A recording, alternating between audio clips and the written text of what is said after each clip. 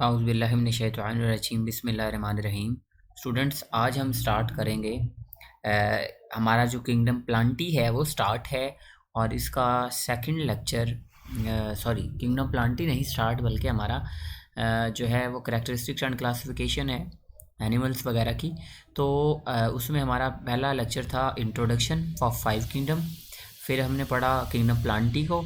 फिर मैंने kingdom Animalia का जो है इनवर्टिब्रेट्स वाला पोर्शन आपको पढ़ाया। तो अभी मैं स्टार्ट करने लगा हूँ वर्टिब्रेट्स वाला पोर्शन। यानी कि सिंपल सी बात है, पहली चीज़ आपने याद रखनी है वो ये है कि जो वर्टिब्रेट्स ऑर्गेनिजम्स होते हैं, एनिमल्स होते हैं, ठीक है, उनके अंदर वर्टिब्री मौजूद होती हैं। अब वर्टिब्री क्या होती है? असल में वर्टिब्री एक बोन को कहते हैं जो कि हमारे स्पाइनल कॉर्ड को कवर करके रखती है। वर्टिब्री आर द मतलब vertebrate are the animals which have the vertebral column and vertebral column is sometimes called as a spinal column. अच्छा, एक और चीज़ याद रखें कि जो वर्टिब्रल कॉलम है उसी को स्पाइनल कॉलम भी कहते हैं, उसी को स्पाइन भी कहते हैं। और इसके अंदर क्या होता है, वर्टिब्री होती हैं और दरमियान में ना एक पूरी कैनाल सी बनती है, एक पूरी चेन सी बनती है। और इस पूरी चेन को हम असल में क्या कहते हैं कि ये एक है स्पाइनल कैनाल और इसमें क्या होता है, स्पाइनल कॉर्ड मौजूद होता है। Each vertebrae carries an arc of bone on it's dorsal surface. तो मतलब असल में ना इसकी बैक साइड में, डॉर्सल का मतलब होता है, अच्छा आपने डॉर्सल को इस तरह याद रखना होता है, D stand for dorsal and D stand for दुम। और दुम इंसान के हमेशा किसी भी ऑर्गेनिज्म के बैक साइड पे होती है, पीछे होती है। तो डॉर्सल साइड का मतलब है वेंट्रल साइड फ्रंट वाली साइड और डॉर्सल साइड पीछे वाली साइड। तो each vertebra carries an arch of an bone, dorsal surface पे उसकी एक आर्क होती है और ये जो आर्च है प्रोटेक्ट द स्पाइनल कॉर्ड, जो हमारा स्पाइनल कॉर्ड है उसको प्रोटेक्ट करती है। Which runs most of the length of the vertebral column. ठीक है, ये बातें बहुत ज़्यादा इंपॉर्टेंट हैं क्योंकि ये बेसिक फीचर बता रहा हूँ। अभी इनमें के अंदर स्पेशलाइज की तरफ जाना है मैंने। The front of the spinal cord is expanded to form a brain. मतलब वही जो स्पाइनल कॉर्ड का फ्रंट पोर्शन है या अपर पोर्शन है वो एक्सपैंड हो जाता है ड्यूरिंग एम्ब्रियोनिक लाइफ और उससे क्या बन जाता है, ब्रेन बन जाता है जो हमारा होता है। ठीक है, the front of the end of the spinal cord is expanded to form a brain which is enclose and protected by skull. तो असल में स्कल जो होती है वो उस एक हमारी बोन है जो कि प्रोटेक्ट करती है हमारे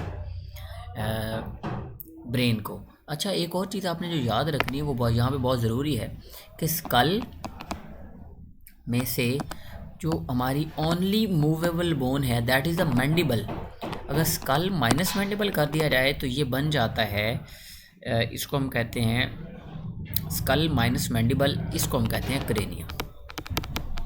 ठीक है, ये बात बड़ी इंपॉर्टेंट थी। The skull carries a pair of jaws which in the most vertebrate have the rose of teeth. जाहिर है उसके अंदर जॉ होता है जिसके ऊपर टीथ मौजूद होते हैं। The 5 classes of the vertebrates. तो वर्टिब्रेट्स की 5 क्लासेज आपने याद रखनी। पहली है फिश, फिर है एम्फीबिया, फिर है रेप्टाइल्स, फिर है बर्ड्स और फिर है मैमल्स। तो असल में ना ये जो 5 हैं वो क्लासेस मौजूद होती हैं। ठीक है जी।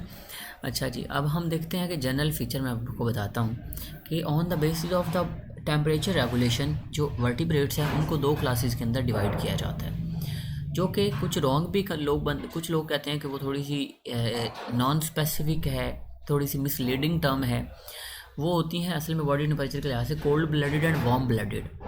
ठीक है, कोल्ड ब्लडेड का मतलब होता है ऐसा नहीं है कि जिनका ब्लड कोल्ड हो या फिर ऐसे हम कहते हैं कि जो बॉडी टेम्परेचर को मेंटेन नहीं कर सकते।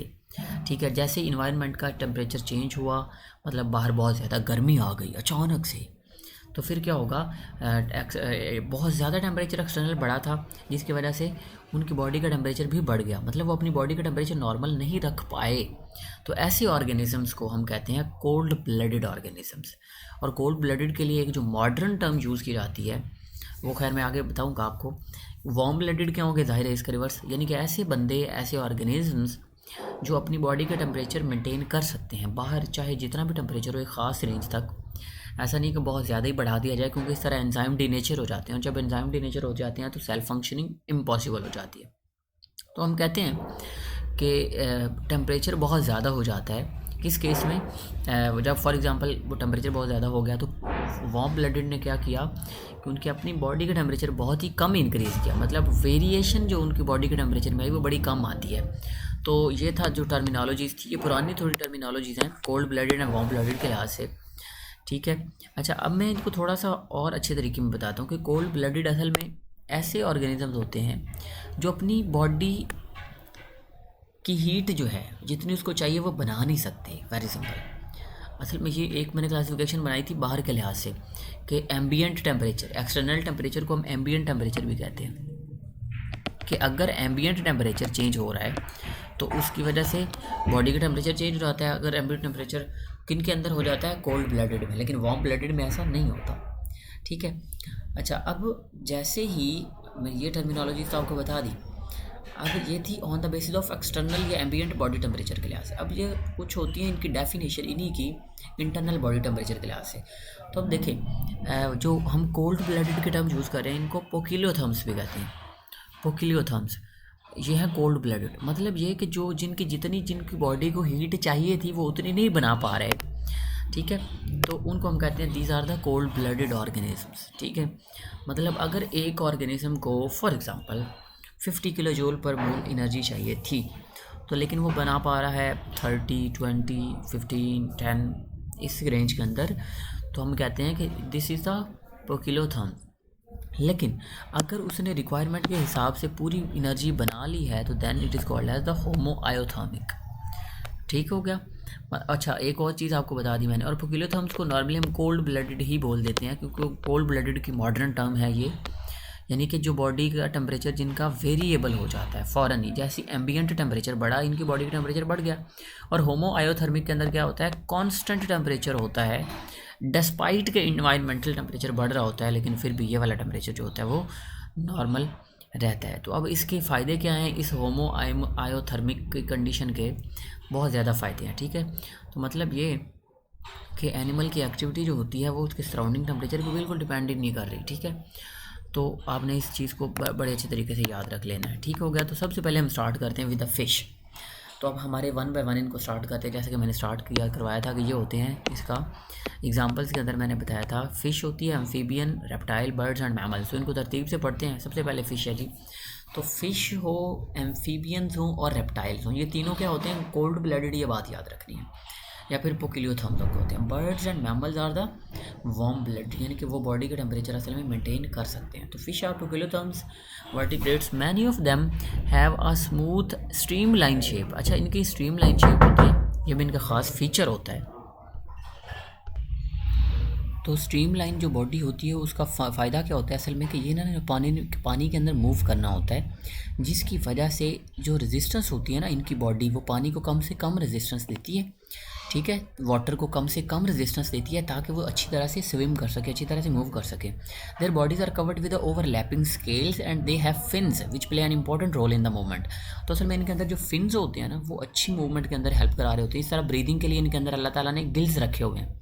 ठीक है, लंग्स तो होते नहीं है, फिलामेंटस फॉर्म में गिल्स होते हैं। ठीक है, और साथ में गिल्स के साथ एक ऊपर बोनी स्ट्रक्चर होता है जिसको हम कहते हैं ओपर्कुलम। ओपर्कुलम जो होता है ना वो उसकी बोनी प्लेट होती है जो कि उसको सपोर्ट करती है, प्रोटेक्ट करती है।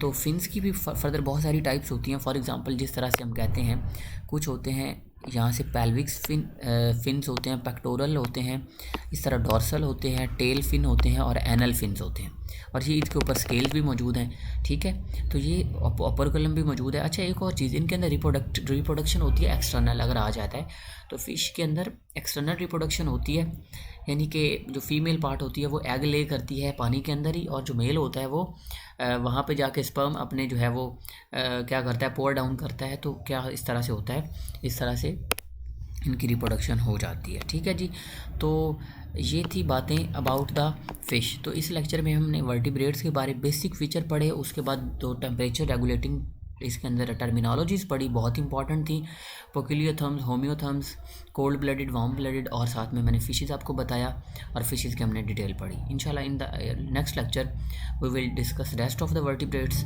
और फिर इंशाल्लाह हमारा इस तरह से ये चैप्टर वाइंड अप हो जाएगा। Thank you.